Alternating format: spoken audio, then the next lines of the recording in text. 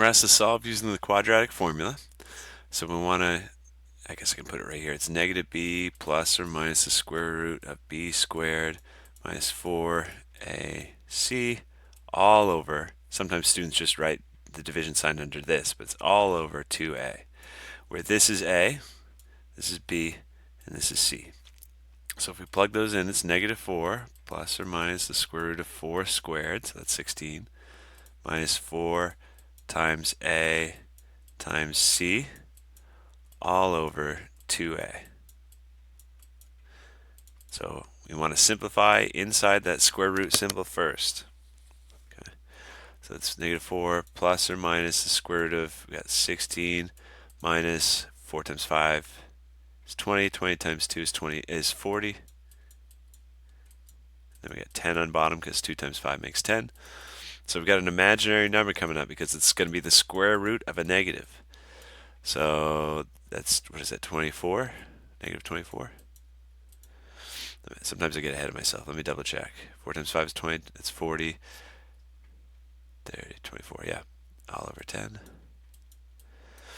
And so whenever you have a square root of a negative, you can keep on simplifying by just factoring out an I, because I is the square root of negative 1. It's like you got negative, oh, sorry, it's like this. We're rewriting negative 24 as 24 times negative 1. And when you have a square root, you can multiply the things outside the square root if they're all multiplying on the inside. So what I'm saying is this. And we know square root of negative 1 is I. So the next step here is we got square root of 24 I over 10.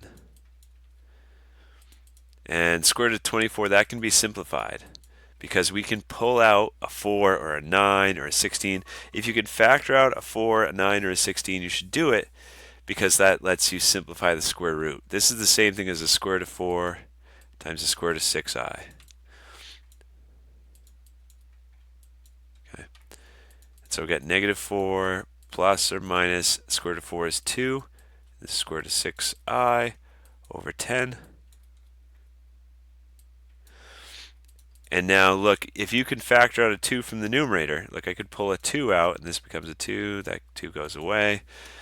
You can do it because then it will cross simplify with what's on bottom. So it's like I'm dividing everything on top by 2 and dividing everything on bottom by 2. And there, now we've done it. This is the simplified answer. Oh, and that I'm sorry, is outside that square root. Watch out. We factored that outside, okay?